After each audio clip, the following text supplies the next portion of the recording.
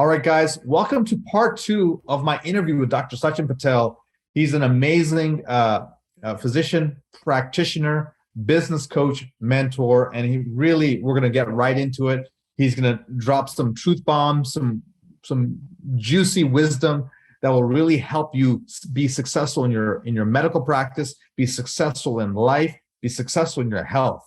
I know you're going to love this episode. What if you could reclaim hours of free time each week, create legacy building wealth, and devote more energy to your passion projects without giving up on your career as a life-saving MD? My name is Vikram Raya, functional cardiologist, high performance coach, and real estate expert.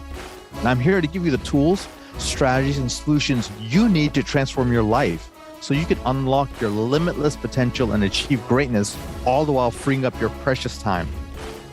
Welcome to Limitless MD. Let's dive in.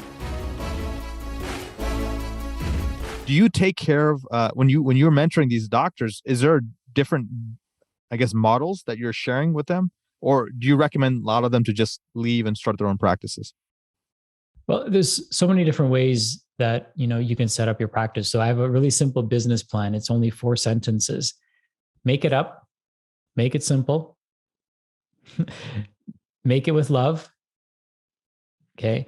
And make it having fun doing it. So what's cool about being an entrepreneur is you get to kind of make it up, right? You can set up your business however you see, and the market will tell you if there's a demand for what you're offering. What we've specifically done is we prefer a cash-based practice. That's kind of our bread and butter, versus a direct primary care type of office or an insurance-based office. The principles, the business principles that we teach, the customer service principles, all of those things apply regardless of the type of business. But if somebody were to ask me what's the the sweet spot for us, it's basically a cash-based practice. What we also have done, and it's kind of been transformational over the years for us as well, is we've really simplified our approach. So over the years, as you probably know, Vikram, functional medicine and any form of healthcare can get very complicated. And very quickly, right? You learn a new test and you're like, okay, I got to do this test. You learn about a new supplement. Okay, I got to give this supplement. If it's appropriate, of course, but the list just keeps getting longer and longer, and the learning curve gets steeper and steeper and steeper. And what we realized that was holding practitioners back was this really steep learning curve and this constant feeling of never knowing enough. And so what we realized is that the average person that comes to see us as a functional medicine patient isn't even doing the most basic things. They're not breathing correctly. They're not spending any time outdoors. They're sitting way too much. Their stress levels are through the roof. Their sleep is not where it needs to be. And running labs on this person and giving them supplements isn't going to cut it, right? They have to have a behavior change that takes place or an environmental shift that takes place in order for them to even give themselves the potential to thrive. Because what supplement can I give for bad breathing? Nothing. What supplement can I give you for going to bed late at night? Nothing. What supplement can I give you for not getting outside and getting fresh air? There's no pill for that. In fact, for many of these things, there isn't even a test for that. So it gets overlooked. So we started an interesting science project, if you will, in our practice. And we said, what if we took a group of people and we just had them do the most basic things, the stuff that you and I probably take for all granted. The foundational stuff you just threw at them and say, hey, look, let's see what happens there. Yeah, exactly. So we said, let's just relive our own days as doctors, right? And as clinicians. And what do we do? Like, what is the first thing I do when I wake up in the morning? When I go to the bathroom, I use a squatty potty, for example, right? What kind of water am I drinking? What kind of toothpaste am I using? What kind of exercises am I doing? And I started, just retracing that. I'm like, man, why don't I just teach people this? Right? I'm a doctor. They want to know, like my first website was Dr. Patel's Diet because people kept asking me what I was eating. And I realized that that's just one facet of the diamond. It's really, what are you doing? Like, what's your entire life look like in many ways that's going to help people get healthy? And I realized everything I was doing was simple. It was practical. It was habitual now because I didn't have to think about it. It was it's low cost. It's not like some high-end supplement somewhere, So yeah. And it never runs out, right? A pill bottle runs out. A skill set develops over time. So it becomes more valuable as time goes on. And whereas a pill bottle gets less and less valuable because there's less pills in it every single day. So what we decided to do is just come up with a way to, leverage what we call the compound effect, right? Darren Hardy calls it the compound effect, where we're just going to build on these skill sets each day. And what we noticed is at the end of 4 weeks, these people had lost weight, their inflammation was gone, their pain was gone, their sleep was better. And compared to our functional medicine patients who were some of them, we're still waiting for them to order their stool samples, right? So They were, you 80/20, literally, like, maybe we have 100 tools in our functional medicine toolkit, some lifestyle, some supplements, some really advanced testings, but you essentially said, what's going to give me the 80% of the results? Mhm. You codified it, you streamlined it, potentially you protocolized it, and now you were helping your patients. And now I know you've built some system, a back-end system that really helps practitioners have a jump start, so they don't have to start from scratch like you did. Is that right? Yeah, exactly. So a great question. So what we did was learning from this protocol, we said, wow, like the people who keep it simple, it's way less costly. I can do it in a group because I'm teaching a lot of them the same thing. I need to say the same thing over and over again. So I could teach it to them in the group. I can turn this into a course if I wanted to, and add in some accountability and coaching. And now you're actually onto some pretty transformational changes that take place. So what we then did was we built out a complete system for our practice with the intention to white label it so that other practitioners can take what we've created and turn it into a turnkey solution for them. So we went all the way from our branding strategy, our promotional strategies, our lead building strategies and acquisition strategies, to the webinar, to the challenges that we run. And we created all these tools for our practice because we needed them, but then we created them in such a way that they were also turnkey white label solutions for practitioners. So what took us 12 years to put together, we can now teach practitioners to do in literally 12 weeks. So we can have a complete business setup for a functional medicine or holistic health coach in 12 weeks that has every digital asset that they need. And now they're off to the races. And we actually give them our program, our Living Proof Metabolic Reset program. We give that to them, and the entire manual and everything that they need, and teach them how to run it and take them through the program themselves. So now they can offer this simple solution to their practitioners or to their patients. And what they can also do is they can layer on top of this any additional testing that they want. So instead of starting with testing, now our clients will take their patients through a foundational protocol, clean up their lifestyle, because that benefits them, it benefits their family. And 80% of the time, it gets rid of all their issues. And then the 20% of the time that people have something left over, well, here's the thing. We now have testing. Now we have a more accurate baseline to take this person from and to, and they're much more bought in at that point because they know they've done the basics. And So, Sachin, I really want to jump in here because a lot of doctors would be say, "Oh my God, you gave away your trade secrets. You're giving me the best information away. You package everything. Like, I'm worried about competition." But what I love is the higher level of thinking. Like, you live in abundance. Like, you live, mentally abundant. You hopefully financially abundant. You think in abundance. You think in shared growth. In rising tide raises all boats. And I think that's the thinking that not only when you're creating this for yourself, you're like, hey, could this potentially help others? And you had faith in the universe, faith in God, faith in something. And now you gave everything away, and now you're getting much more in return even, but that was not your intention. Your intention was to help. So I want doctors who are listening here to just take all this in, imbibe this into your DNA, and realize that the more you can help your patients, the more you can help your fellow practitioners, the more you can help people out, it's just going to come back to you. And there's enough for everybody. There's enough patients for everybody. There's enough income for everybody. There's enough resources for everybody. So maybe you want to speak on that. And then I want to get into maybe some of what's going on with your life right now. yeah, sure. So here's the thing, and this comes up often, and my wife would, sometimes bring this up. She's like, you're just giving them everything. You're just giving it all away. I'm like, there's a couple ways to look at this. One is, I believe I'm doing God's work. And if somebody wants to join me and they want to take what I've created and, what I've learned from other people too, right? It's a curation of what I've learned over the years.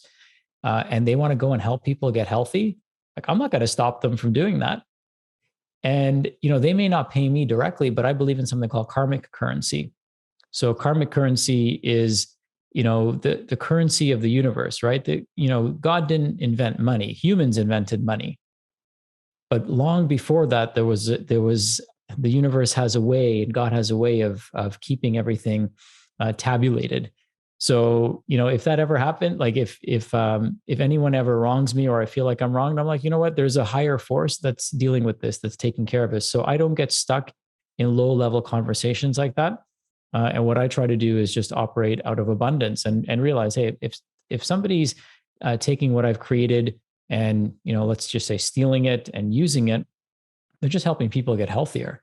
They don't know any other way to help people than to take my materials and help them. And I'm more than okay with that, right? I'm not going to chase them down and say, hey, stop helping people.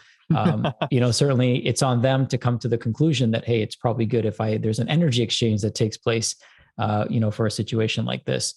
So karmic currency is the currency that opens up doors. It opens up opportunities. It opens up, circumstances in our lives that money can't buy.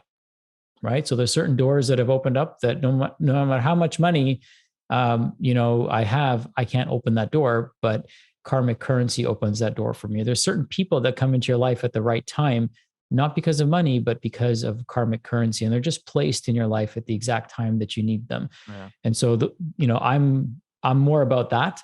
And then the other thing too, is there's a quote from Bob Marley that I really love. And he says that some people are so poor that all they have is money.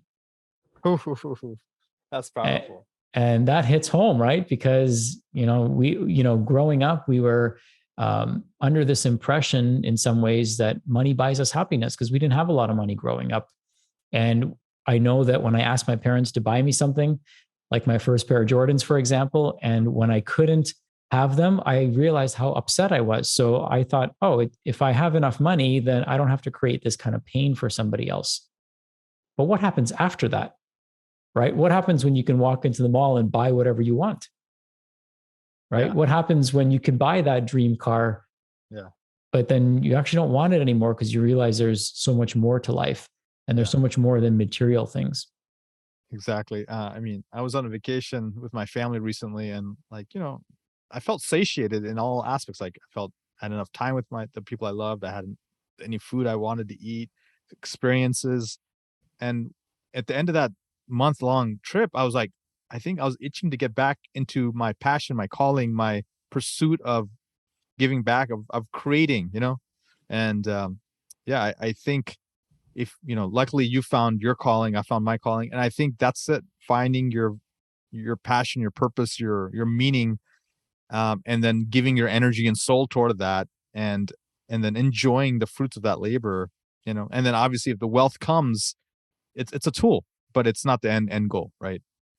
And let's dive into maybe I remember a conversation where when you're making decisions, you drop down into your heart, and tell us about how, and some of these decisions were 7-figure, 8-figure, 9-figure decisions you're making, but you're using an ancient wisdom for that. Tell us about how you use ancient wisdom and internal wisdom, perhaps even, to make, financial decisions, big life decisions, decisions that can have ramifications, serious ramifications, good and bad.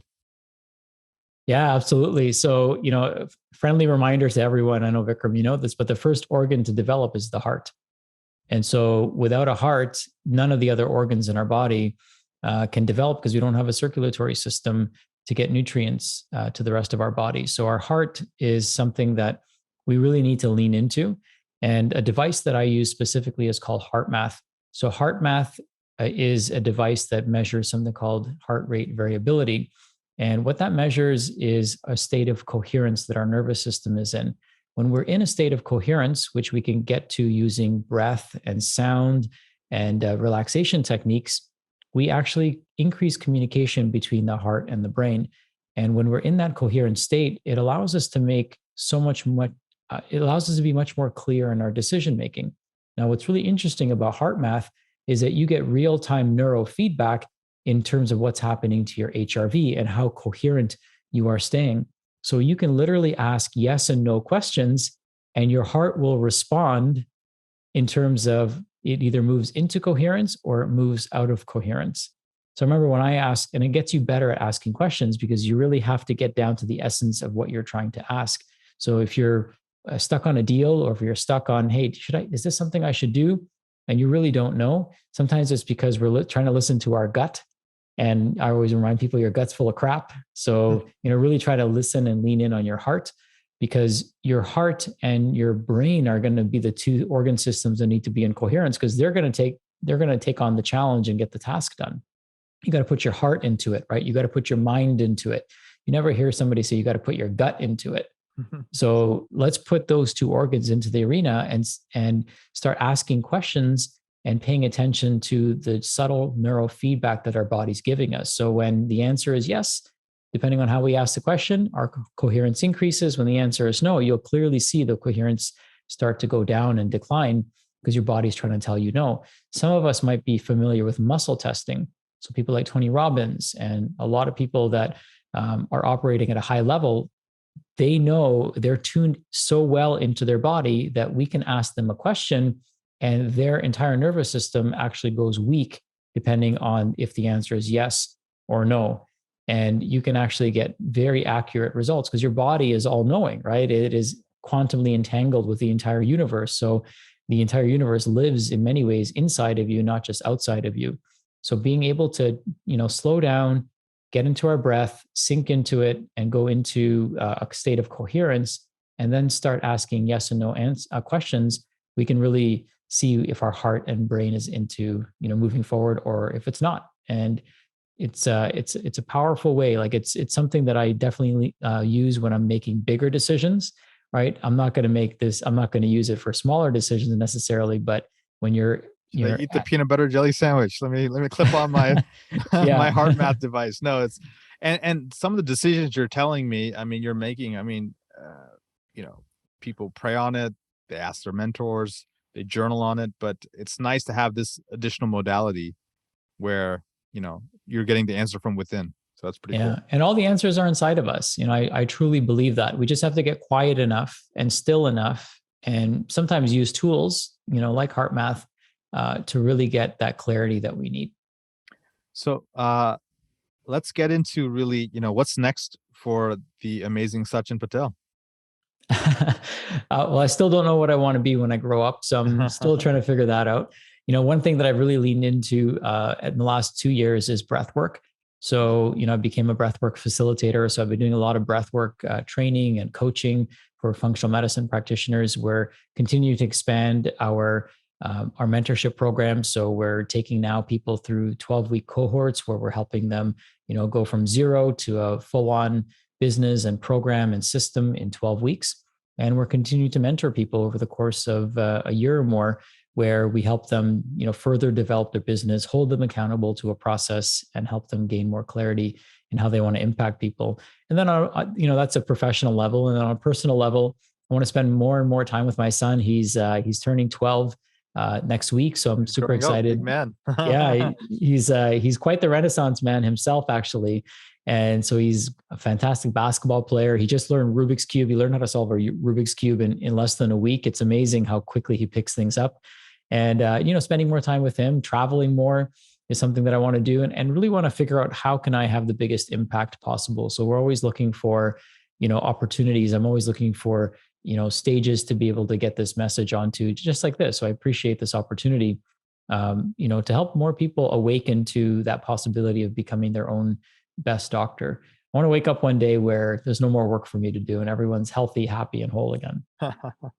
That's awesome. Yeah, I love that vision. I've been a big fan of Wim Hof, and I know that he's really into breath work, and a lot of the biohacking community out there, they've started getting into it. It's some ancient Indian practices as well. There's some probably Buddhist practices. It may be in shaman or Native American or South American techniques as well. So it's interesting. It's cross-cultural, but this breath work, people have claimed it to be your body's own psychedelic. And, Wim Hof has been popularizing a lot of this, and he has I love this quote. He goes, try to get high on your own supply. So tell us about some of the, transformational things you've seen with this breath work.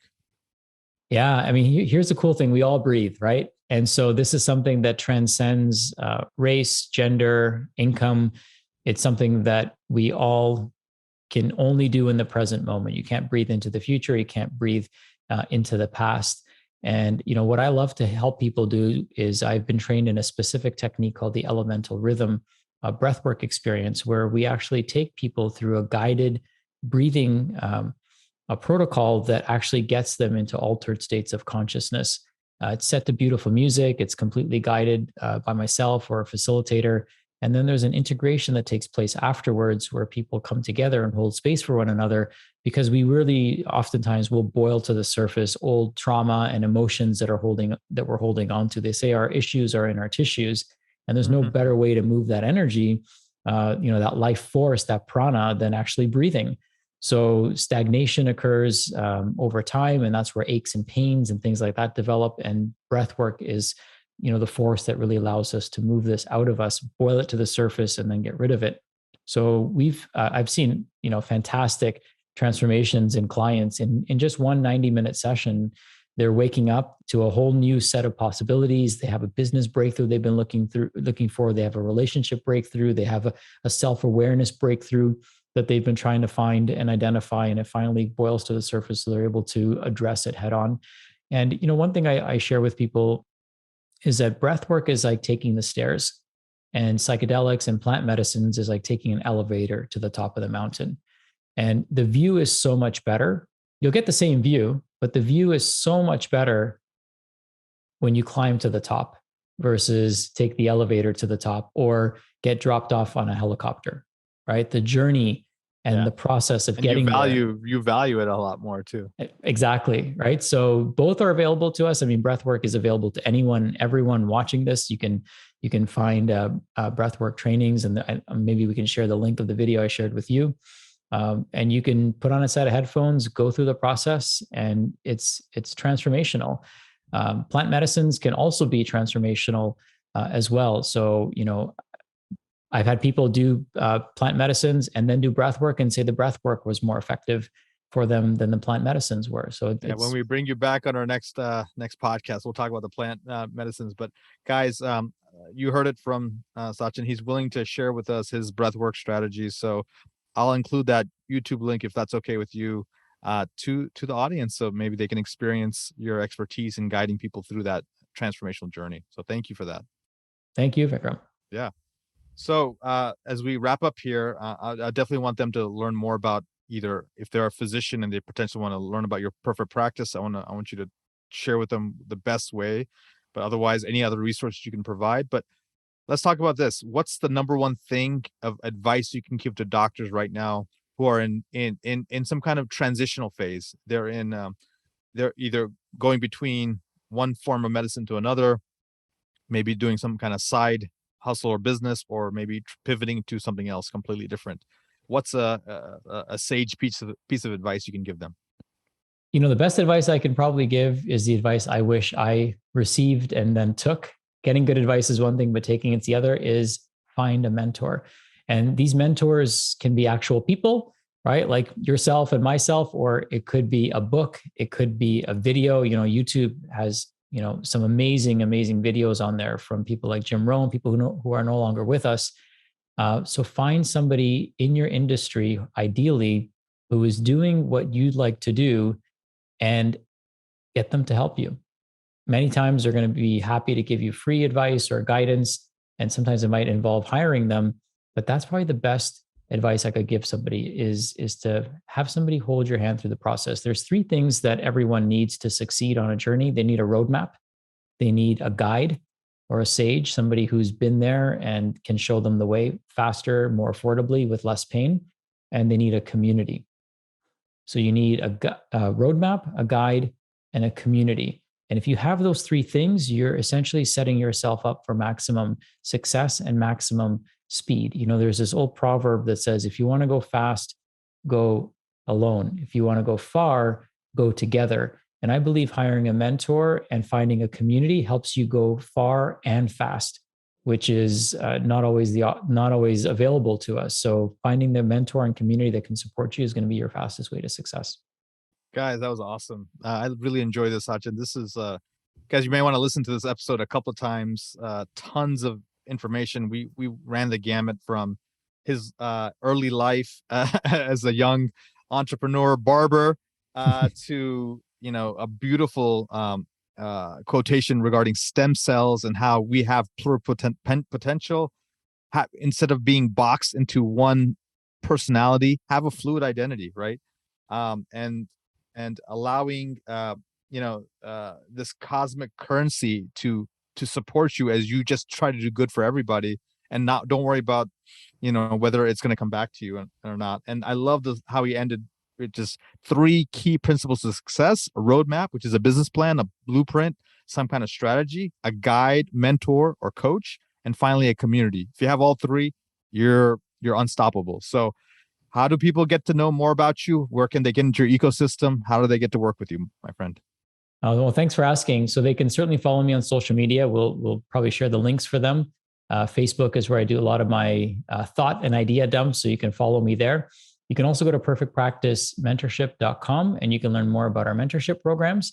And we're always here to help and support. I've also written a book called Perfect Practice, so you can get a free copy of that. It's at getperfectpractice.com. And there's also a podcast where, Vikram, you've been featured as well, which is also called Perfect Practice. So a bunch of ways to reach out to us, and always happy to connect with any practitioner who wants to take their life and their business to the next level. Thank you, my friend. Wishing you all green lights. Phenomenal journey you've been on. You're an inspiration to me. Well done. And for our listeners, guys, thank you again for listening to another episode of Limitless MD, where we teach you about freedom, wealth, and human optimization. So until next time, guys, be phenomenal. Thank you so much for listening to this episode of Limitless MD. If you found value from this episode, I encourage you to share this episode with a friend and let me know by leaving a review. For more information, make sure you check out the links in the show notes below, or simply visit vikramraya.com. So until next time, my friends, be phenomenal.